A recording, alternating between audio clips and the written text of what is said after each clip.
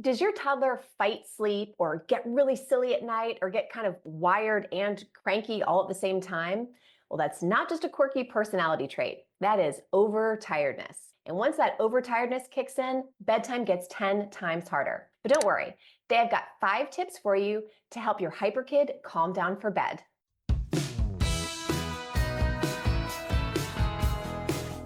All right, let's be honest. How does bedtime really go down at your house? Are you able to do a nice, calm bedtime routine, tuck your kiddo in, kiss their forehead, walk out of the room while they peacefully drift off to sleep?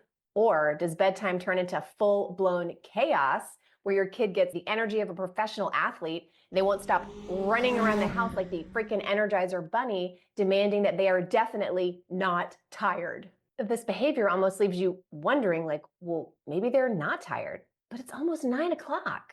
Well, if this sounds familiar, you are not alone. This is not just your kid turning into the Energizer bunny. This is actually biology. When your kid is overtired or they're not getting enough sleep, their body actually releases chemicals to make them more energized, not tired. So today I'm sharing 5 expert-backed strategies so you can get your kid to calm down and go to bed easily so you can have a peaceful evening. So let's start with the big question. Why does your kid seem to get more hyper at night when they should be getting tired? Well, it actually comes down to what's called overtiredness. Most parents think that the more tired a child gets, the easier it'll be for them to fall asleep. But in most cases, it's actually the opposite. See, when kids chronically don't get enough sleep and they stay up too late and they kind of miss that sleep window, their body releases cortisol and adrenaline, which are the same hormones that your body releases when you are stressed or you're in danger. So instead of winding down, your child gets a big burst of energy at the wrong time. That's exactly why your child might seem tired maybe around 6:30, but by 8:30, they're bouncing off the walls again. It's because their body's gone into like a mini fight or flight mode. And once you hit that mode, it makes falling asleep so much tougher. So how do we stop this cycle? Here are 5 simple strategies that are going to help your child feel sleepy at bedtime. Number 1, stick to an early, consistent bedtime. The sweet spot you're looking for is before that hyperactivity sets in. So for kids under 6 years old, bedtime is typically falls somewhere between 6:30 and 7:45, depending on how old they are and whether or not they're still napping. So here are some tips to find the right bedtime if you're not exactly sure. First off, pick a bedtime that's within that range, kind of when you've seen some sleepy signs from your child and you think, okay, maybe this is the right time to try for bedtime. Then I want you to keep a sleep log. Basically, for 5 nights, I want you to write down what time you put them to bed, what their behavior was like at bedtime, and how they slept. And if you start to see some improvements, then that shows you that you've got the right bedtime now. But if you still think it's not quite right, I would recommend moving bedtime 15 minutes earlier and then try that for 5 nights. Keep up with your sleep log so you can start to see if some patterns emerge and you start to see their sleep improve. Number 2 is create a predictable wind down routine. Kids really thrive on routines. The more consistent you can be every night with their kind of pre-bedtime routine, the easier bedtime is going to be for everybody. And when I say consistent, I mean following the same steps night after night. What that does is it gets your kid used to the routine, and then after the routine is over, they fall asleep. So it reduces stalling and it makes their process of falling asleep much easier. Now, here's a few things to remember about the routine. It really doesn't need to be more than 15 or 20 minutes long unless you want it to be. The second thing is keep the lights dim in their room. Light is a real signal to our brain that it's time to be awake. So make sure that the lights in the room are dim while you're doing the bedtime routine. If they have a night light, make sure it's dim, not too bright in their room. The third thing is follow the same bedtime order every night. So I like to have the same steps in a real specific order. So it's every night. It's brush teeth, put on PJs, read 2 books, tuck in, kiss, goodnight, that kind of thing, where it's really kind of regimented. That's really going to help reduce the stalling when your kid gets used to those specific steps in the routine. And the last thing is no screens at least an hour before bed. The blue light that is emitted from televisions and phones and iPads can really suppress melatonin production.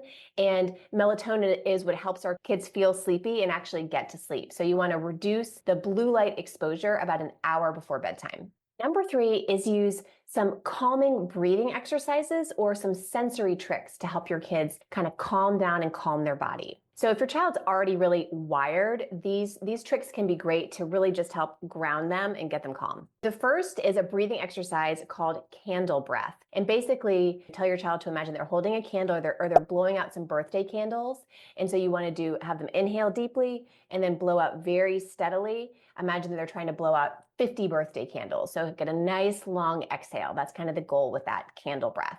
There's also another cool breathing technique called lion's breath. It's a little more active. So if your kid's like feeling silly, this is a good one. It's where you breathe in deeply. And when you exhale, you stick your tongue out and kind of shake your head. Helps to get the wiggles out, but also helps to get some of that deep breathing in. That's a fun one for kids too. Then there's some sensory tricks that can kind of help calm their bodies too that you can do with them. You could play some slow bedtime music, either lullabies or bedtime stories. If you have like an Alexa or Spotify, there's lots of good calming bedtime stories or lullabies that you can pull up for them to listen to as you're doing the bedtime routine, or maybe even as one step of your bedtime routine. Another idea is give a gentle back rub or foot squeezes. Doing that with some lotion can really help calm kids' nervous systems and kind of help calm their body down. And the last idea is use a weighted blanket, or they even have weighted stuffed animals now that are actually pretty cool. These can also be really calming for kids. Number 4, help get their energy out earlier in the day. Sometimes the reason why kids are kind of wired at night is because they didn't have a chance to get all of their energy out during the day. So make sure that you try to get them outside if you can, playing chase, running around, jumping on a trampoline, roughhousing with siblings, or even after dinner, if you feel like your kid hasn't gotten enough exercise out, go like on a family walk right before bedtime. That's also a great way to help get them some exercise and clear some of that energy out. And my last tip is to set some firm, loving boundaries for bedtime. So our kids love to stall, always have, always will, but the more we give in, that's just an invitation for more and more stalling. So setting some firm, loving boundaries are really important. Here's some tips on how to do that. First is use a bedtime chart so they always know what's coming next. So we talked about having that predictable bedtime routine. If you have those steps written on a chart, that can actually be really helpful to help them know exactly what's coming next. The second is keep them on track by praising their good behavior at bedtime and trying to ignore the bad behavior. So find any little thing that they're doing well and ignore the things that they're doing to try to get your attention that's going to keep things off track. Another idea is have a clear end to bedtime. This is actually really important. I call this my grand finale. It's like the last step of the bedtime routine. And then after that, kids understand the day is done. We're done. So it can be different for every family. It's not like one set thing. You could do the world's greatest hug. You could do like a 10-kiss countdown.